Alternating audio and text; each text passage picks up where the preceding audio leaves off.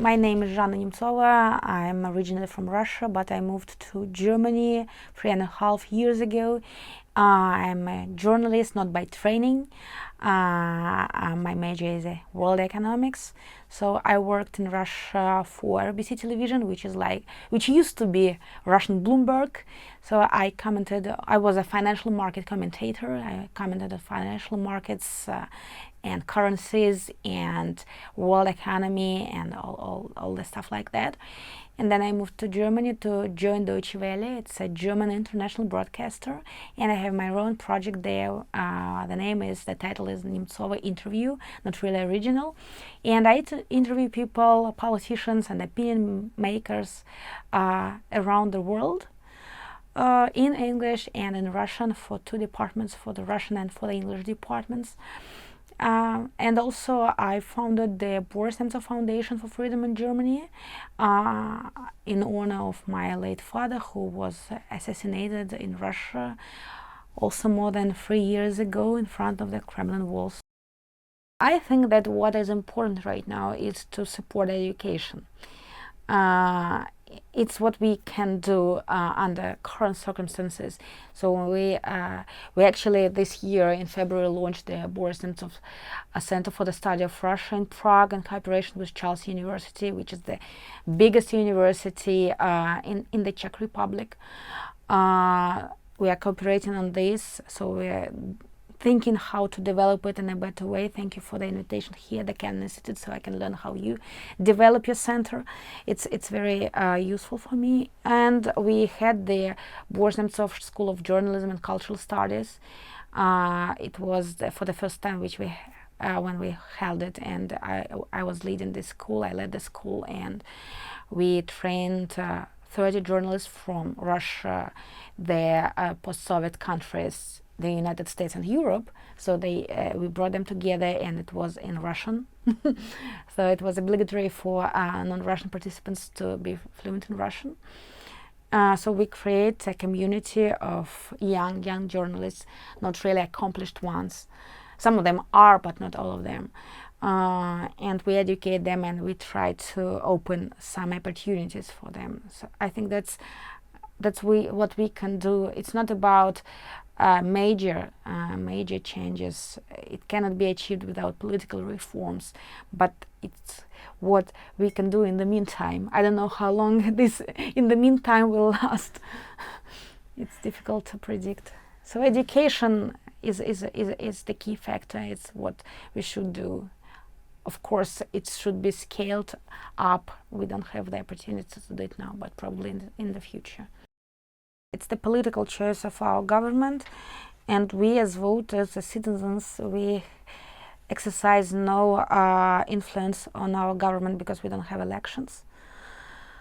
So, on the other hand, the sanctions that were introduced, and I believe will be introduced, they of course contribute to the process of isolation, of financial isolation, of educational isolation, of cultural isolation.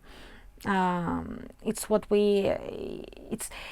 a process. It's the political choice of Russia, and of course the sanctions. They have this effect on our state. The sanctions were not imposed because of the autocratic regime that we have in Russia. It was imposed in connection with the military operation in Ukraine. And now, as far as I can understand, the United States imposed some sanctions and working on other round package of sanctions in relation to the alleged interference of Russia into the American elections. So they do not, the free world does not sanction autocrats for being autocrats. That's funny because it's not the task of any government. So they sanction for breaking the international order or for breaking some agreements, or for, in the case of the United States, for the meddling into the election. In terms of how efficient they are, have they ever been really efficient? I don't believe so. In terms of reaching the goals, yeah. In terms of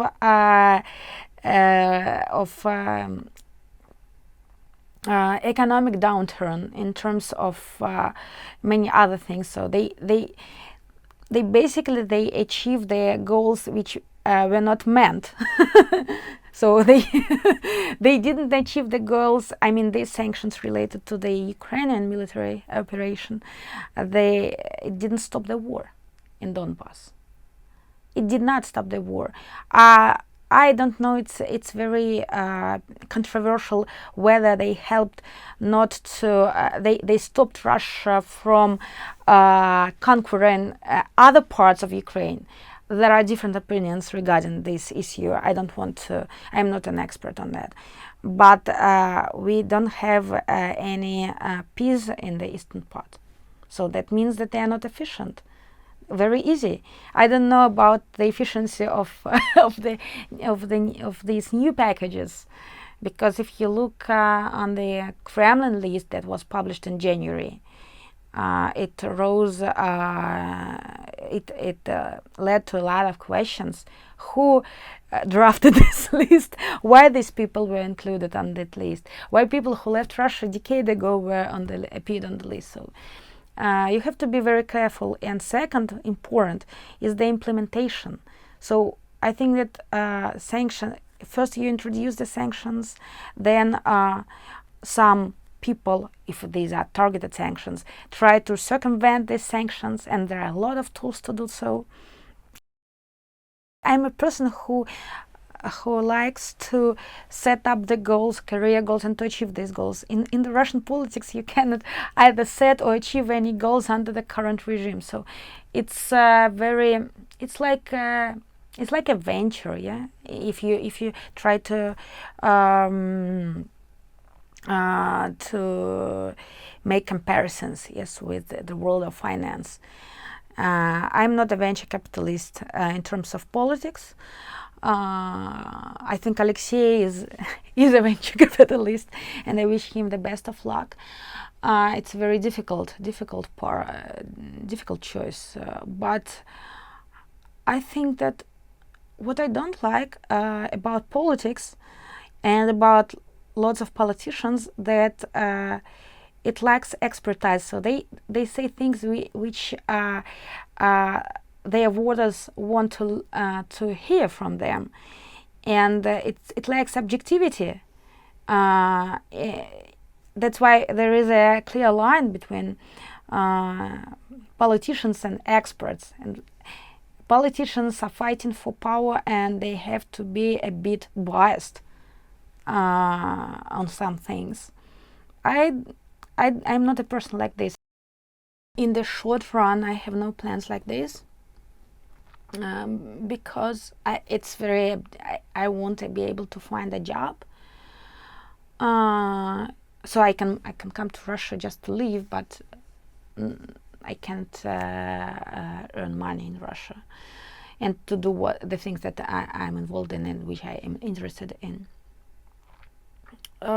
That's why not in the short run, and we will see in the long run if there is a window of opportunities, as German Gref likes to put it, the chief executive officer of Sberbank, Russian leading bank. So if there is a window of opportunities, I will rethink my current my current life.